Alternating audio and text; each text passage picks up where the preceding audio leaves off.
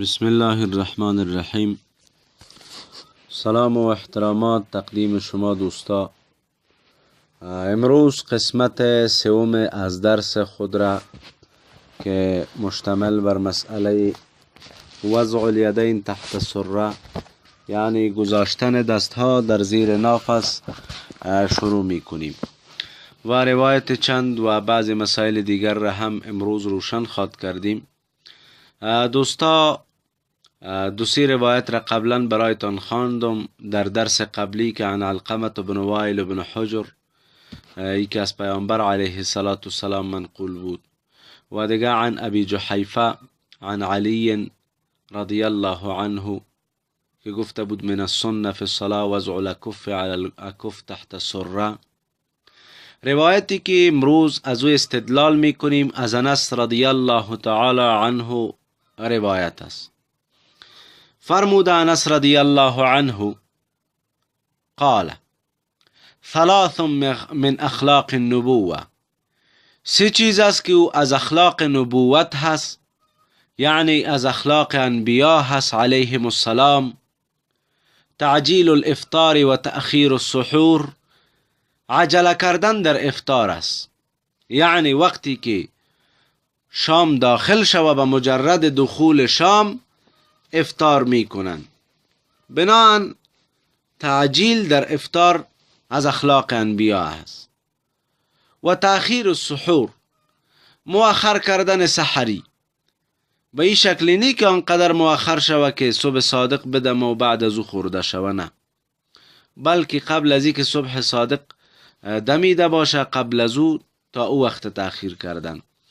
و سوم چیزی که از اخلاق انبیا علیهم السلام است و وضع الید الیمنى علی الیسرى فی الصلاة تحت السره، گذاشتن دست راست از بالای دست چپ در نماز در زیر ناف. این روایت الجوهر النقی مجلد دوم صفحه 31 و 32 هست. باب وضع الیدین علی الصدر فی الصلاة در زیر ازی گرفته. المحلی لابن حزم جلد سیوم صفحه 30 کتاب الصلاة، مسئله لا یکبر الامام حتی یستوی من وراءه.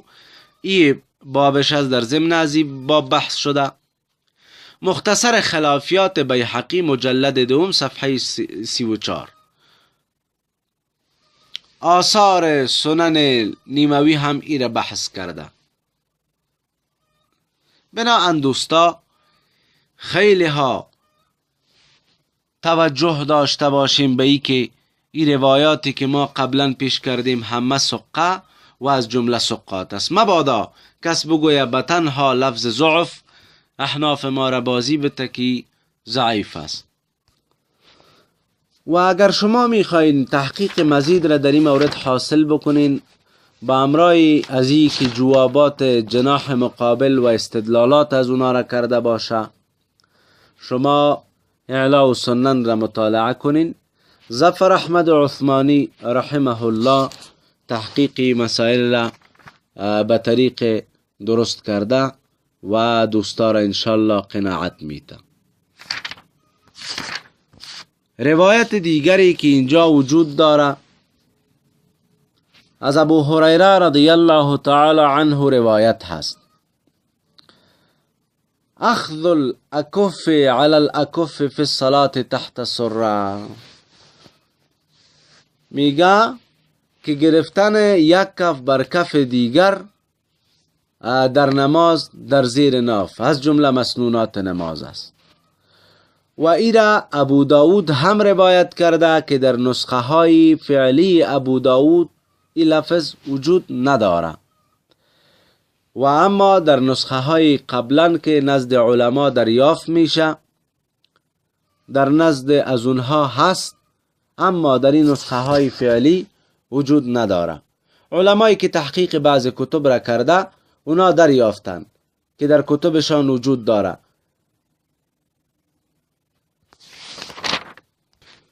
حال یک شبهه دیگر را دفع میکنم. امی مقطع اخیری از این درس قرار میتیم. ما و شما میگیم که نماز مرد و زن تفاوت داره در بستن دستها و امثال دیگر. این از کجا میگیم؟ چگونه میگیم؟ آیا تفاوت داره نداره؟ بله تفاوت داره. دست بالا کردن مردها تا به گوشها و از زنها تا به شانه ها ای ثابت است. وائل بن حجر رضی الله تعالی عنه می فرماید، المعجم کبیر للطبرانی مجلد 19 صفحه 22 است. باب الواو ام یحیی بنت عبد الجبار بن وائل بن حجر عن عمها علقمه. ای روایت ای باب است. فقال لي رسول الله صلی الله علیه و سلم یا وائل، ای وائل بن حجری، اذا صلیت، وقتی که تو نماز میخواندی، فجعل یدیک حذاء اذنیک، تو وقتی نماز میخواندی دستت برابر به گوشایت بگی. والمرأة تجعل یدیها حذاء ثدییها، و وقتی که زن میخواند، نماز میخواند، برابر امو سینه های خود بگیره، دستای خود، یعنی با شانه ها برابر بگیره، به اونجا برابر میشه. این حال سجده زن و مرد را ما میگیم فرق داره.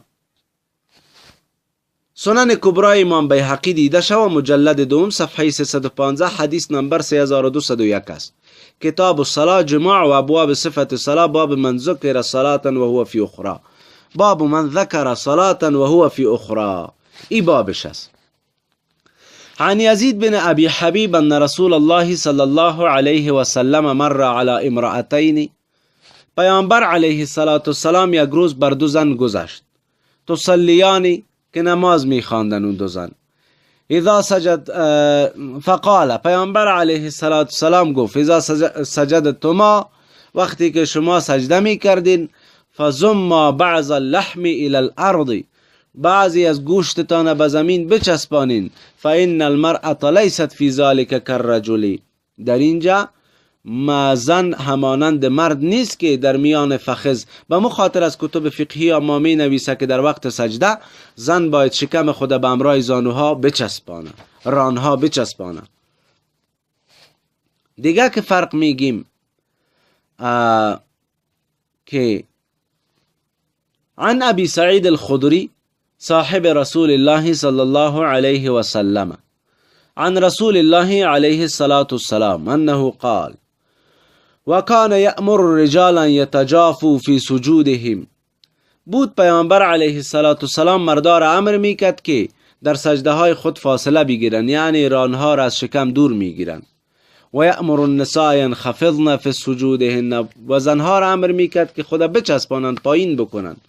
و کان یأمر الرجال ان یفرشوا اليسرى و ینصبوا الیمنى، و برای مردا امر میکرد که پیامبر علیه السلام برایشان امر میفرمود که دست پای راست استاد بکنه و پای چپ در وقت قعده بخوابانه و در وقت تشهد. اما زنها را چی میگفت؟ و یأمر النساء ان یتربعن، حتی اینطور میگفت که تربع بکنه. اما کتب ما می نویسه که به یک طرف هر دو پای خود بکشه، ای از برای زن استر است.